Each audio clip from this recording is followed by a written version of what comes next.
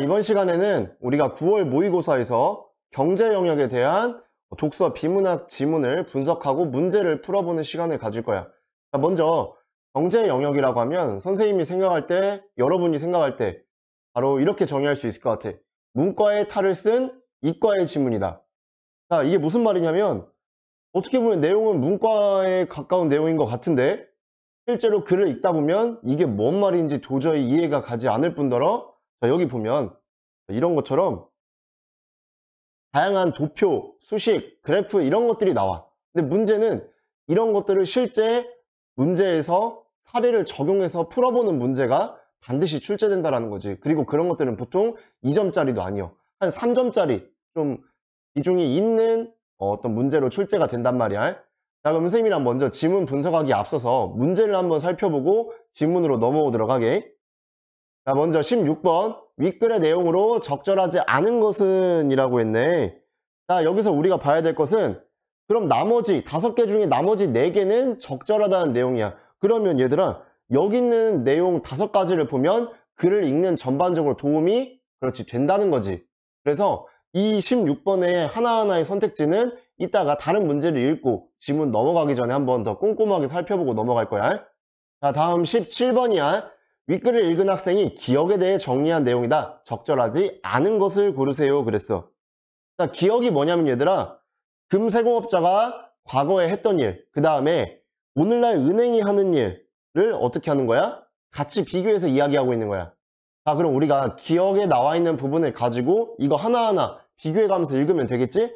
다음 18번이야. 윗글을 바탕으로 니은의 이유를 추론한 것으로 가장 적절한 것은 그랬어. 그럼 니은이 뭘까? 니은 이따 앞에 나오겠지만 화폐 양과 경제 유동성이 늘어나는 것이 경제적 부유를 상징하는 것은 아니다 라는 내용이야. 우리가 니은이 나왔을 때 니은의 전후, 앞뒤 문맥, 문장을 좀 더 자세히 살펴보면서 문제를 풀면 되겠지. 대망의 19번 문제야. A를 참고하여 보기를 이해한 내용으로 적절하지 않은 것을 고르세요 그랬어. 이게 바로 사례 적용 문제야. 아까 A라고 하는 게 우리 앞에서 잠깐 봤던 대차 대조표, 그 표를 해석하고 추가로 부연 설명을 곁들여 놓은 건데 그걸 가지고 이 보기의 사례를 실제 적용해봐라 라는 문제야. 이런 문제는 그 A를 꼼꼼하게 읽고 글 전체를 읽고 푸는 것이 좋다고 할 수 있겠어. 왜냐면 A가 가장 글의 뒷부분에 나오니까. 다음 20번은 A에서 E까지 사전적 의미로 적절하지 않은 것은 여러분들의 한 줄기 희망인 어휘 문제야. A에서 E가 나올 때마다 우리가 하나씩 와보면서 그렇게 문제를 풀면 될 것 같아. 선생님이 지난 강의에서 비문학 필승 전략, 독서 필승 전략이라고 해서 비문학 지문을 읽고 아니면 읽기 전에 문제를 읽고 나서 그다음에 지문을 분석하는 방법에 대해서 이야기를 했었는데 사실 제일 좋은 방법은 뭐냐? 글을 처음부터 끝까지 쭉 읽고 그 내용을 잘 저장했다가 필요한 내용을 잘 저장했다가 문제를 풀 때 한 번에 인출하는 능력이 가장 중요한 거야. 우리가 이렇게 할 수 있으면 막말로 비문학 독서 지문에서 시간을 많이 소요하지 않을 뿐더러 문제를 풀 때 왔다 갔다 하지 않고 뭐 문제를 먼저 보고 지문을 먼저 보고 이런 거 하나 신경 안 쓰고 그렇게 할 수 있잖아. 근데 문제는 그렇게 안 되는 학생들은 선생님이 앞에서 말한 필승 전략 그런 내용을 적용해 보자라는 거야.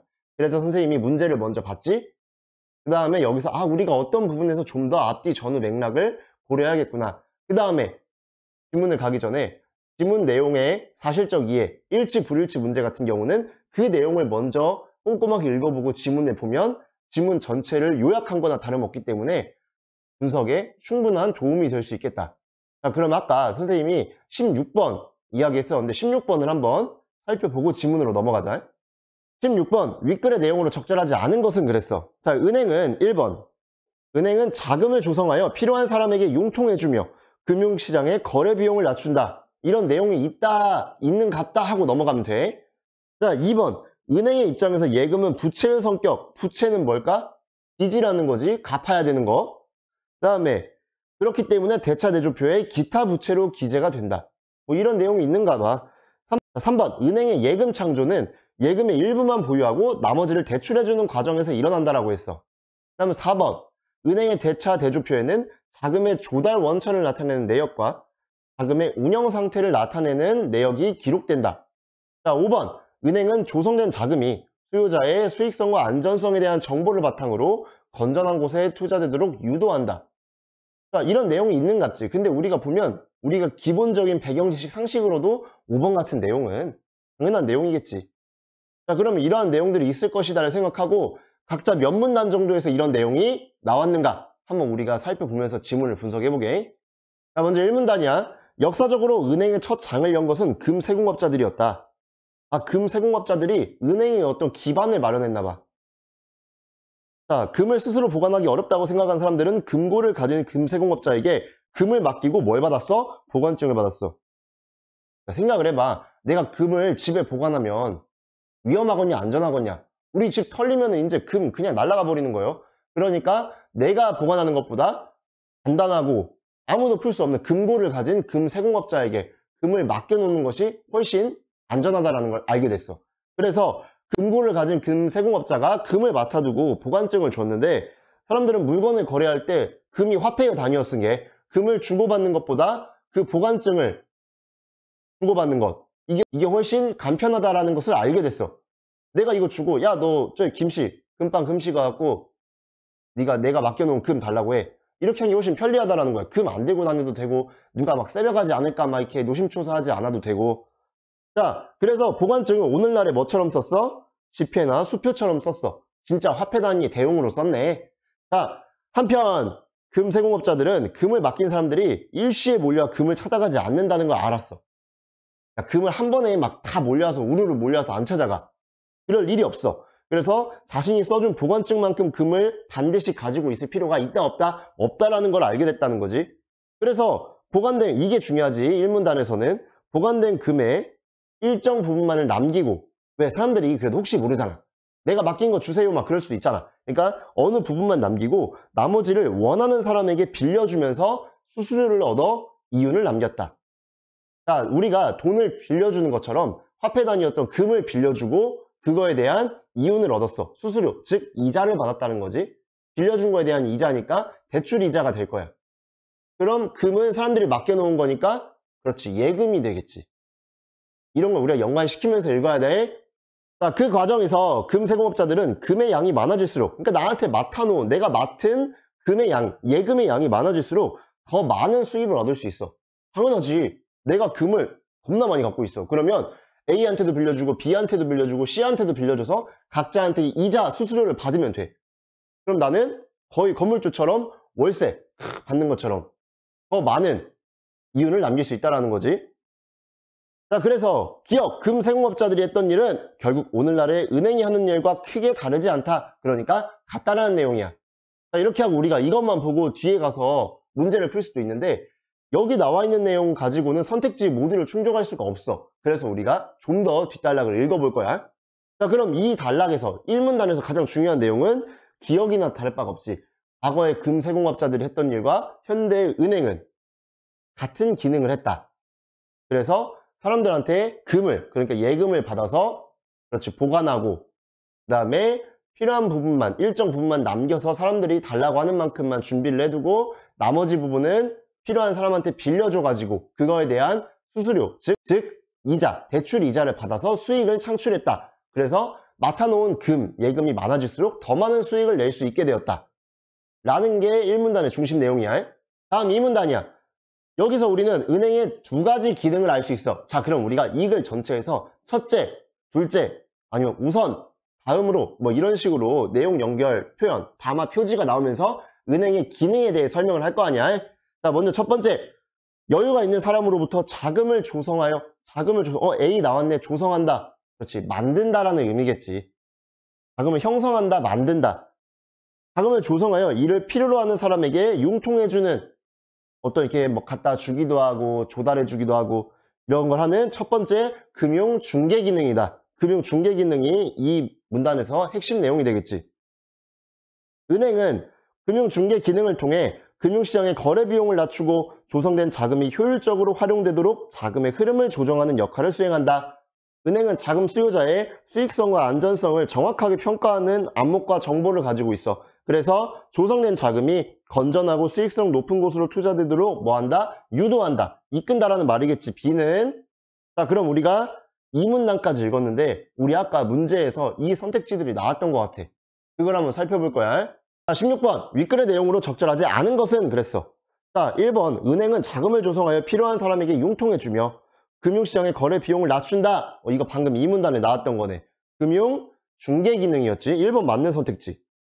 자, 그 다음에 쭉 보다 보니까 나머지는 아직 안 나왔는데 5번 은행은 조성된 자금이 수요자의 수익성과 안전성에 대한 정보를 바탕으로 건전한 곳에 투자되도록 유도한다.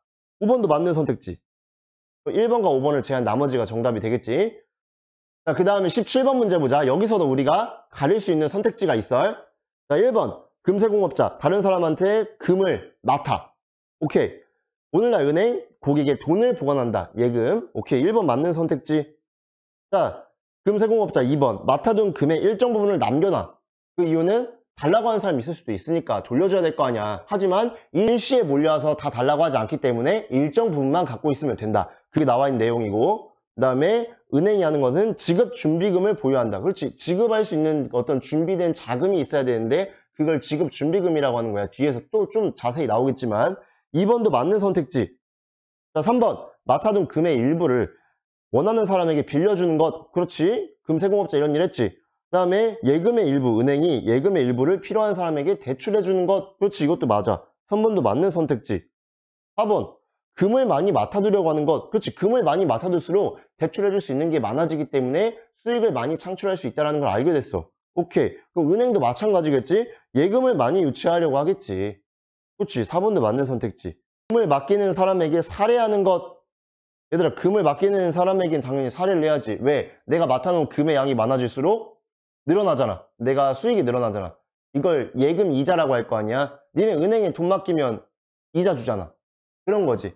마찬가지로 은행에서는 대출에 대한 이자를 부과하는 것. 근데 얘들아, 금을 맡아놓는 건 돈을 맡아놓는 거니까 대출이 아니고 뭐가 돼야겠어? 예금에 대한 이자가 돼야겠지. 자, 그래서 정답은 5번이 되겠다. 자, 다음 3문단이야. 둘째, 화폐를 창출하는 예금 창조 기능으로 신용 창조라고도 한다. 자, 우리가 앞에서 금융 중개 기능이라는 은행의 첫 번째 기능을 설명했어. 자, 그 다음 이번 문단에서는 은행의 예금 창조 기능에 대해 설명을 할 것인가 봐. 자, 다시 금세공업자의 경우를 살펴보자. 만일 금세공업자가 맡아놓은 금 전체를 가지고만 있으면 내가 보관증을 써준 금의 양과 내가 가지고 있는 금의 양이 똑같지. 그러면 통화량은, 화폐가 이동하는 어떤 통화량은 변한다, 변하지 않는다? 변하지 않는다. 자, 금세공업자가 쭉 선생님 한 말이지. 자, 그러나 맡아놓은 금의 일부만 지급준비용으로 보유하고 가지고 있고 지급해 줄 것을 미리 준비하는 자금이라고 했어. 자, 나머지를 다른 사람에게 대출해 줄 경우 이야기가 달라지지 이제. 대출해 주면 아까 뭘 받을 수 있어? 이자를 받을 수 있잖아. 그럼 내가 건물주가 월세 받는 것 마냥 이제 막 돈놀이 할 수 있는 거 아니오. 금세공업자들이 맡아놓은 금의 30%만 남겨놨어. 지급 준비금으로. 그 다음 나머지 70%를 다른 사람이 빌려 쓸 수 있게 대출을 해줬어. 근데 금을 대출받은 사람이 또 그 대출받은 걸 다른 금세공업자한테 가서 금을 맡기고 보관증을 받아. 그 다음 또 보관증 받은 걸 가지고 또 가서 돈을 맡기고 금을 맡기고 이게 쭉 반복되다 보면 이런 식으로 계산이 나오겠지. 70%, 그 다음에 70%의 제곱, 70%의 세제곱, 쭉 70%의 n제곱, 이거를 우리가 합산한 게 되겠다. 자, 4문단. 이런 일이 반복되면 통화량은 처음에 몇 배 크기가 된다. 선생님 방금 얘기했지. 70% 더하기 70%의 제곱 더하기 70%의 세제곱 더하기 쭉쭉쭉쭉 갔다가 70%의 n제곱. 이 모든 것의 합이 되겠지. 그러니까 처음에 몇 배 크기로 늘어나 버린 거예요. 자, 그리고 금세공업자들이 맡아놨다고 기록한 보관증에 써놓은 금의 양이 당연히 늘어나겠지. 자, 그렇게 되니까 이건 새로운 예금이 만들어진 거야. 그래서 예금 창조가 이루어진 거지. 자, 근데 그러나가 중요하지. 새롭게 만들어진 예금은 이게 어떤 게 뿅 생긴 게 아니고 누군가가 빌린 거야. 그러니까 다 누군가의 빚이란 말이야. 그래서 사람들이 갚아야 될 빚도 그만큼 늘어난 거야. 예금이 늘어난 것처럼. 자, 은행의 예금 창조 기능은 뭐 쭉 예금의 일부를 지급준비금으로 보유하는 지급준비제도에서 비롯된 거야. 자, 은행은 예금의 일부만 보유하고 나머지를 대출해. 그러면서 이자를 받는다 했잖아. 예금 통화라는 화폐를 창출하게 되고 다음에 대출 받은 사람은 돈 받았잖아. 이제 대출 받았잖아. 그 돈 가지고 재화와 서비스를 구매할 수 있어. 그치? 그렇게 된 능력이 커지는 거야. 자, 그러면 너무 선순환이고 좋네? 근데 이러한 화폐 창출 과정이 이루어지면 교환의 매개 수단으로 쓰이는 화폐의 양, 통화량이 늘어나겠지. 그래서 경제 유동성 증가하지만 니은 나왔어. 잘 봐야 돼. 경제가 종전에 비해 부유해지는 것은 뭐다? 아니다. 부유해지는 게 아니야. 왜? 앞에 나왔잖아. 이것은 결국 누군가가 빌려서 생긴 빚이나 다름없기 때문에 경제가 부유해지는 것은 아니라는 내용이지. 이해됐니 얘들아? 자, 그럼 이것까지 읽고 우리가 문제를 좀 더 해결해보자. 16번에 3번 선택지를 보면 은행의 예금 창조는 예금의 일부만 보유하고 나머지를 대출해가 주는 과정에서 일어난다. 오케이, 맞는 말. 2번, 4번은 이제 좀 더 뒤에 나올 수 있으니까 일단 지켜두고. 다음 18번 문제야. 자, 니은의 이유를 추론한 것으로 가장 적절한 것은, 자, 니은의 의미는 우리가 방금 전에 선생님이 했어. 화폐의 양이 늘어나고 경제 유동성이 늘어나게 돼. 예금 창조 기능이. 자, 근데 경제적으로 부유해진 것은 아니야. 왜 그러냐면 누군가가 갚아야 될 빚이기 때문에. 선생님, 추론 문제는 어떤 내용이라고 했어? 자, 숨겨진 의미를 파악하거나 아니면 같은 말을 다른 표현으로 반복해서 대체하는 것을 내는 것이 추론 문제의 유형이라고 했어. 자, 1번 선택지를 보자. 대출받은 사람에게 화폐라는 자산이 생기지만, 그렇지, 그 경제의 통화량은 줄어들어. 얘들아, 자, 화폐라는 자산이 생기면 경제 유동성이 늘어나고 통화량이 어떻게 돼? 늘어난다라고 했어. 1번은 틀린 선택지가 되겠지. 자, 2번, 은행에 서류상으로 맡겨놓은 예금이 늘어나는 만큼 창출되는 예금 통화는 늘어나게 되겠지. 2번도 틀린 선택지야. 3번, 대출받은 사람들이 그 돈을 다른 은행에 예금으로 맡겨도 통화량에 아무 변화가 일어나지 않아? 아니지. 통화량이 늘어나게 되겠지. 경제 유동성도 그만큼 증가하게 되겠고. 3번도 틀린 선택지. 4번, 은행이 새로운 예금을 만들어내는 만큼 은행에 돈을 맡긴 사람들이 부담해야 되는 부채도 늘어나기 때문이다. 맞는 문제 아닌가요? 맞는 선지 아닌가요? 근데 잘 보면 맡긴이 아니지. 은행에 돈을 빌린 사람이 감당해야 될, 부담해야 될 빚, 부채가 늘어났기 때문이겠지. 그래서 4번도 틀린 선택지야. 자, 5번. 대출을 받은 사람들이 재화 서비스를 구입할 수 있는 능력이 커진 만큼 그에 상응하는 뭐도 늘어난다? 부채도 늘어났기 때문이다. 부채는 빚이겠지. 자, 다른 말로 반복 대체 표현했어. 정답은 5번 선택지가 되겠다. 18번 이렇게 해결할 수 있겠네. 자, 그럼 다시 지문으로 들어와서 5분 다음부터 다시 한번 읽어보자.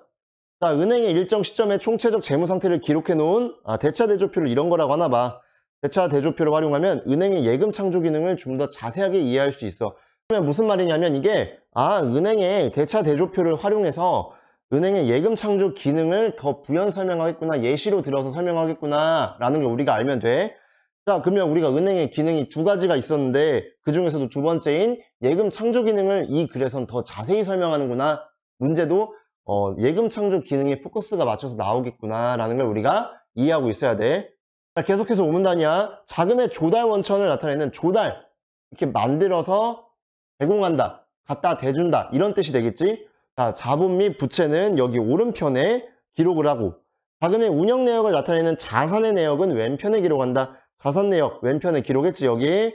자, 오른쪽을 대변이라고 하고 왼편을 차변이라고 한다 하고, 가상은행, 자, 우리가 실제가 아니고 가상의 어떤 은행의 대차 대조표를 이렇게 예시로 들은 거야.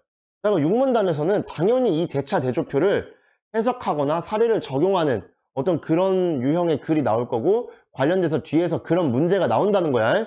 자, 표랑 같이 보도록 하자. 가상은행의 대차 대조표를 요약한 건데 일반적으로 은행의 가장 중요한 자금 조달 원천은 뭐야? 예금이지. 그래서 은행은 예금을 가장 많이 유치하려고 하고 은행의 예금이 가장 큰 비중을 차지하고 있어. 자본 및 부채에서. 예금이 많아야 어떤 재정 건전성이 잘 확립된 은행이라고 할 수 있어. 자, 오른편을 보면 예금이 가장 큰 비중을 차지하고 있고, 근데 예금이 은행 입장에서는 언제든 요구가 있으면 지급해야 되는 뭐야? 부채의 성격을 가지고 있어. 그치? 왜냐면 내가 돈 맡겼는데 은행에 필요할 때 빼다 써야 될 거 아니여. 제가 뭐 맡겨놓은 거 뭐 100만 원 주세요 했는데 은행이 안 주면 안 되잖아. 은행에 대한 신용도가 그만큼 떨어지게 되는 거잖아. 자, 예금은 이러했고 그 다음에 다른 금융기관이나 중앙은행에서 돈을 빌려온 내역, 이것은 기타 부채로 나타나 있고, 마지막으로 은행의 자본금, 처음에 우리가 갖고 있었던 금액, 이렇게 세 가지 형태로 나타나는 거야. 이 표에서는. 자, 이렇게 조성된 자금은 왼편에 있는 여러 가지 형태의 자산으로 운영이 된다. 은행도 돈을 맡아놓고 이자를 줘야 될 거 아니야. 예금을 맡긴 사람한테. 그럼 은행이 돈을 어디서 벌겠어? 그렇지, 자산을 운영해야겠지. 어떻게 운영하냐면 먼저 예금액의 일정 부분을 지급준비금으로 떼어놔. 돈 달라고 할 때 바로 줘야 되니까. 그 다음에 나머지 자금은 대출을 내줘. 대출을 해줘서 대출 이자를 받거나 아니면 유가증권 등 여러 가지 자산을 보유해. 자, 그래서 은행의 지급준비제도와 대출을 통해 예금 통화가 창출되고 있는 것이다. 그렇지. 이 말이 핵심이겠지. 이거에 대한 구체적인 설명을 앞에서 하고 있었어. 자, 그렇다면 칠문단을 보자. 그렇다면 은행은 어떻게 이득을 얻을까? 자, 은행은 주로 예금으로 자금을 조달하고 대출로 자금을 운영하는데 통상 예금이자에 비해 뭐가 커? 대출이자가 주된 수익원이 돼. 자, 대출이자가 더 큰 거야. 자, 여기서 양이자의 차이. 대출이자가 더 크니까 대출이자에서 예금이자를 뺀 그 양이자의 차이. 이거를 우리가 예대금리 차라고 하는데 이 예대금리 차가 은행의 주된 수익원이 된다는 거야. 자, 대출이자가 왜 더 높아요? 얘기해주지. 자, 돈을 빌린 사람이 원금과 이자를 갚지 못하는 무엇? 대출 손실이 일어날 수 있어. 그래서 돈을 빌린 사람의 신용도에 맞춰가지고 위험 할증금을 부과해. 그래서 대출이자가 예금이자보다 더 비싼 거야. 높은 거야. 자, 은행의 영업이익은 예대금리차로 발생한 수익에서 경상운영비를 차감한 것이 돼. 근데 경상운영비는 뭐냐? 자, 여기 보면 인력과 지점 조직, IT, 인프라를 유지하기 위한 어떤 재반 비용이 경상운영비가 되겠지? 자, 그러면 이런 예대금리차에서 경상운영비를 뺀 것이 바로 은행의 무엇이 된다? 영업이익이 된다.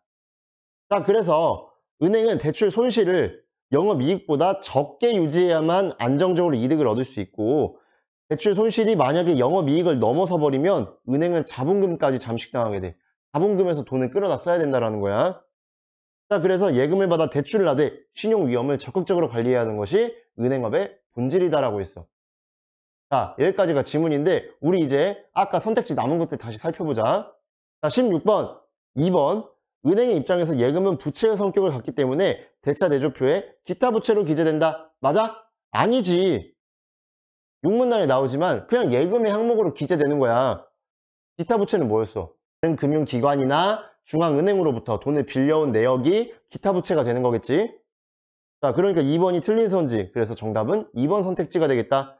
4번, 은행의 대차 대조표에는 자금의 조달 원천을 나타내는 내역과 그치, 자본 및 부채 내역이 있다고 했어. 오른쪽에. 그 다음에 자금의 운영 상태를 나타내는 내역. 그렇지, 자산이었지? 왼편에 나와 있는 이런 것들이 기록된다. 그치, 이거 오문단에서 우리가 알 수 있었어. 그렇지. 이렇게 16번을 해결할 수 있었고 우리가 17번, 18번도 아까 문제를 풀면서 해결했었지. 자, 그럼 19번, 대망의 19번을 풀어보자. A를 참고하여 보기를 이해한 내용으로 가장 적절하지 않은 것은 우리가 아까 A 뭐였어? 쭉 겁나 길게 나왔잖아. 자산 무엇이 어쩌고 저쩌고 이걸 어떻게 운영하고 예대금리 차가 나오고 그래서 대출 손실보다 뭐가 크고 작고 해 자본금이 잠식 뭐죠 나왔잖아. 이 내용을 하나하나 실제 사례에 적용해 보는 거야. 이런 문제는 꼭 3점짜리로 나온다 얘들아. 그래서 내가 경제지문 같은 거는 문과에 탈을 쓴 이과 지문이라고 한 게 내용은 문과 내용이었어. 경제 내용. 사탐 선택 과목에 있는 경제요. 근데 이런 거 우리 구하라고 준다고. 근데 얘들아 얘는 1학년 거라 겁나 친절해. 왜냐면 이런 거 조건만 주고 사실은 너희한테 수학적으로 풀어봐라라고 문제를 낸단 말이야. 근데 얘는 이렇게 해서 결과 영업이익이 얼마가 나왔다. 대출 손실이 얼마다. 가정을 해줘 버린다고. 얘는 착한 문제예요. 그래도 아주 쉽게 풀 수가 있어. 자, 먼저 여기 나와 있는 내용 보기를 보자. 자, 땡땡은행의 자산은 1000억이야. 근데 자산은 모두 무엇으로 구성되어 있다? 대출로 구성되어 있다. 그리고 그 중에 900억은 예금으로, 100억은 자본금으로 조달한 거야. 은행의 예금 금리는 2%고 대출 금리는 4%야. 자, 예대금리 차이에 의해 1000억 곱하기 4%에서 그치? 대출 금리에서 대출금 곱한 다음에 빼기 차감하지. 900억 곱하기 2%. 자, 예금 곱하기 예금 이자야. 이렇게 하면 이거에 해당하는 22억 원의 수익이 발생했어. 자, 근데 이 중에 우리가 인력, 지점, IT 운영 이런 거에서 쓰일 만한 경상 운영비가 12억이 발생했어. 그리고 다른 요인은 고려하지 않는다. 자, 그러면 얘들아, 수익, 은행의 수익에서 경상 운영비를 차감하면 영업이익이라고 했잖아. 그럼 22억 마이너스 12억이면 은행이 얼마 벌었어? 10억 벌었네. 그치? 이 정도까지는 머릿속에 넣고 가야 돼. 만약에 선생님, 전 이게 이해가 안 돼요. 뭔 말인가 모르겠어요. 하면 앞에 지문에 나와 있는 것처럼 똑같은 표를 그려보면 돼. 이런 식으로. 은행이, 땡땡은행이 예금으로 900억을 갖고 있었고, 자본금 100억이 있었어. 총 1000억을 가지고 있어. 자본 및 부채를. 그 다음에 자산으로는 대출 1000억을 운영하고 있어. 이렇게 하고, 대출 이자는 몇 프로? 4%. 예금 이자 몇 프로? 2%. 이렇게 하고 문제를 풀면 돼. 자, 이제 선택지를 살펴보자. 영업이익은 예대금리 차에 의한 수익에서 경상 운영비를 차감한, 그렇지. 방금 얘기했잖아. 10억 원이 되겠군. 오케이, 맞네 선택지였어. 자, 땡땡은행의 수익은 22억으로, 그치? 주로 예금으로 자금을 조달하고 대출로 자금을 운영하여 발생한 것이겠군. 오케이, 맞는 내용. 그 다음에 대출금리가 평균 4%로 평균 예금금리인 2%보다 높은 것은 대출 손실에 따른 위험 할증금이, 그렇지, 이거 지문에 나왔잖아. 얘가 차입자가 원금과 이자를 못 갚을 경우가 있어. 그러니까 위험 할증금을 부담시키는 거라고. 한 번 더 맞는 선택지. 만약 땡땡은행에 대출 손실이 12억 발생했다면 땡땡은행의 자본금은 잠식당, 이거 아까 맨 마지막 쪽에 나왔지. 자, 대출 손실이 영업이익보다 크다면, 대출 손실 12억이 영업이익인 10억보다 크다면 자본금은 잠식당할 것이다. 맨 마지막 나왔지? 4번도 맞는 선지야. 5번, 땡땡은행이 평균 2%인 예금금리를 올린다면 지점 조직을 운영하기 위한, 유지하기 위한 비용이 더 줄어서 수익이 늘어나겠군. 잘 봐봐. 얘들아, 예대금리 차에 의해서 은행이 수익을 얻는데 대출이자는 높을수록, 예금이자는 낮을수록 수익이 극대화되겠지. 그렇잖아. 대출이자에서 예금이자를 빼야 되니까. 근데 예금금리를 높인다? 금리는 이자란 말인데 예금금리를 높인다? 그러면 대출금리도 그만큼 높여야 본전치기가 되잖아. 그럼 수익이 늘어날까 줄어들까? 예금금리를 올리면 수익이 줄어들겠지. 늘어나는 게 아니고. 그러니까 5번 틀린 선지야. 근데 문제는 또 뭐가 틀렸냐면 지점 조직을 유지하기 위한 비용은 경상운영비라고 했잖아. 근데 경상운영비랑 예금금리랑 도대체 어떤 연관 상관관계가 있어? 하등 없단 말이야. 그래서 5번은 어쨌든 두 가지든 한 가지는 다 틀렸어. 5번이 틀린 선택지. 정답이 되겠다. 지문의 마지막 문제는 20번. A에서 E까지의 사전적 의미로 적절하지 않은 것은 여러분이 가장 좋아하는 어휘 문제야. 자, 먼저 A는 조성이라는 단어였어. 조성. 조성이었는데 조성은 어떤 기준이나 실정에 맞게 정도남이라는 뜻이야. 조성 우리 아까 만들다라는 의미라고 했잖아. 그치? 근데 여기서 어떤 기준이나 실정에 맞게 정도남은 조성이 아니고, 그렇지, 조정에 좀 더 가까운 표현이 되겠지. 1번이 틀렸네. 1번이 정답. 자, 그럼 B 계속 볼까? 유도였어. 유도에 사람이나 물건을 목적한 장소나 방향으로 이끈다. 그렇지, 맞는 사전적 의미. C 보유, 가지고 있거나 간직하고 있음. 오케이, 맞아. D 조달, 자금이나 물자 따위를 대어준. 맞지. E 요구, 받아야 될 것을 필요에 의해 달라고 요청함. 그렇지, 맞는 내용이다. 2, 3, 4, 5번은 맞고 1번이 틀린. 그래서 1번이 정답인 문제가 되겠네.